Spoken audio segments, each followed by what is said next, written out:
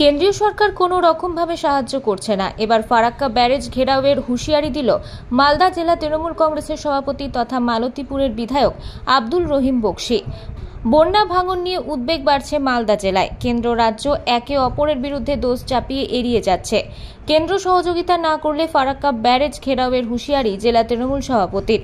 ভুক্তভোগী হচ্ছে সাধারণ মানুষ, আর যাতে মানুষ বন্যা ভাঙনে ক্ষতিগ্রস্ত না হয় তার জন্য তৃণমূল কংগ্রেসের পক্ষ থেকে আলোচনা সভা করা হয়। এদিন সভায় উপস্থিত ছিলেন রাজ্যের দুই মন্ত্রী, জলপথ ও সেচ দপ্তরের প্রতিমন্ত্রী সাবিনা ইয়াসমিন, মন্ত্রী তাজমুল হোসেন সহ জেলা সভাপতি আব্দুল রহিম বক্সী, বিধায়ক সাবিত্রী মিত্র, বিধায়ক চন্দনা সরকার, বিধায়ক সমর মুখার্জি, মালদা জেলা পরিষদের সভাধিপতি লিপিকা বর্মন ঘোষ ও দুই পৌরসভার চেয়ারম্যান। আমাদের প্রতি মাসেই তৃণমূল কংগ্রেস মালদা জেলা কমিটির একটা সভা আমরা অনুষ্ঠিত করি। বর্তমানে আজকে ও সভা ছিল সেরকমই, কিন্তু সবার একটু গুরুত্ব ছিল এই কারণে যে আমাদের একদিকে যখন আরজিকর কাণ্ডে, ধর্ষণ কাণ্ডে দিদির নির্দেশ অনুযায়ী আমরা 2 দিন ব্যাপী এখানে মিছিল করেছি এবং আমরা এখানে ধর্ণা দিয়েছি। পুনরায় আমাদের রাজ্য থেকে কোনো নির্দেশ আসলে আমরা আবার সেই নির্দেশ অনুযায়ী আন্দোলন কর্মসূচি আমরা শুরু করব।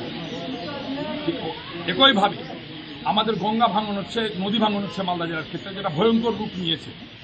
একেবারে শুরু করে হরিশ্চন্দ্রপুর থেকে শুরু করে একটু বৈষ্ণবনগর পর্যন্ত, মানিকচক, কালিয়াচক 2 সর্বত্রই প্রচুর ভাঙনের ফলে শয়ে শয়ে বাড়ি জলের তলায় তলিয়ে যাচ্ছে, স্কুল তলিয়ে যাচ্ছে, মন্দির মসজিদ তলিয়ে যাচ্ছে, মানুষ দিশেহারা নিঃস্ব হয়ে যাচ্ছে, ভিখারিতে পরিণত হচ্ছে, ভূমিহীন হয়ে যাচ্ছে একেবারে।